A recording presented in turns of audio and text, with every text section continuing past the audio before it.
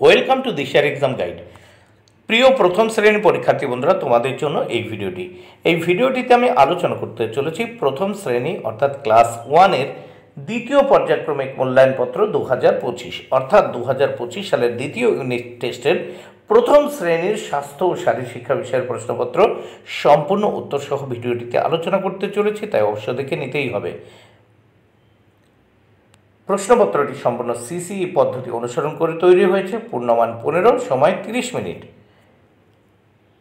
এখানে পরীক্ষার্থীর নামের জায়গায় তোমরা তোমাদের নাম, বিদ্যালয়ের নামের জায়গায় তোমরা তোমাদের বিদ্যালয়ের নাম লিখবে। এখানে ক্রমিক সংখ্যা অর্থাৎ তোমরা তোমাদের রোল নাম্বার লিখবে। প্রথমে এক দাগে কি বলেছে দেখে নেওয়া যাক। শূন্যস্থান পূরণ করো। 4 মার্কের জন্য রয়েছে 4 মার্ক বরাদ্দ। পাখি উড়ে যায় গাছের ডালেতে, তাহলে শূন্যস্থানে হবে গাছের। তারপর পাকা পেঁপে রোজ খায়, শূন্যস্থানে পেঁপে। গাছের সঙ্গে কত কথা বলে, শূন্যস্থানে কথা।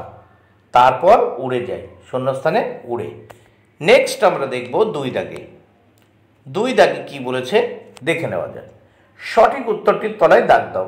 4টি প্রশ্নের উত্তর করতে হবে, 4 মার্ক। 2 ক, রকিং করার সময় পা সোজা রেখে দাঁড়াতে হবে, উত্তর হবে সোজা।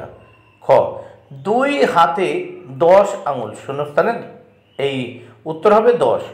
গ, ফুলেদের রানী গোলাপ, তাহলে শূন্যস্থানে রানী। ঘ, গলা দিয়ে আসে স্বর, শূন্যস্থানে হবে স্বর। নেক্সট আমরা দেখব 3 দাগে। একটি বাক্যে উত্তর লেখো যে কোনো 3টি, এর জন্য 3 মার্ক বরাদ্দ। প্রত্যেকটি প্রশ্নের জন্য 1 মার্ক বরাদ্দ। 3 ক, হনুমান কি খেতে ভালোবাসে, উত্তর হনুমান কলা খেতে ভালোবাসে। নেক্সট পেজ দেখে নেব প্রশ্নপত্রের।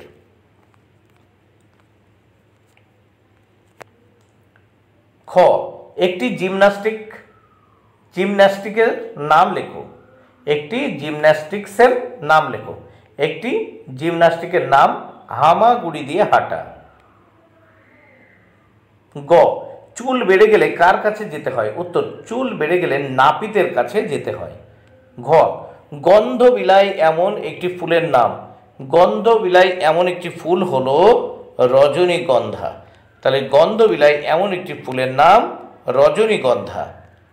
নেক্সট আমরা 4 দাগের প্রশ্নগুলো দেখব। প্রশ্নগুলির উত্তর দাও। যে কোনো 2টি প্রশ্নের উত্তর দিতে হবে, 4 মার্ক। প্রত্যেকটি প্রশ্নের জন্য 2 মার্ক করে বরাদ্দ। 4 ক, ভারসাম্যের রিলে হাঁটার 2টি উদ্দেশ্য লেখো। 1 নম্বর উদ্দেশ্য, দেহের বিভিন্ন অঙ্গের ভারসাম্য নিয়ন্ত্রণ। 2, কোনো বস্তুর দ্বারা বিভিন্ন অঙ্গ প্রত্যঙ্গের ভারসাম্য গড়ে তোলা।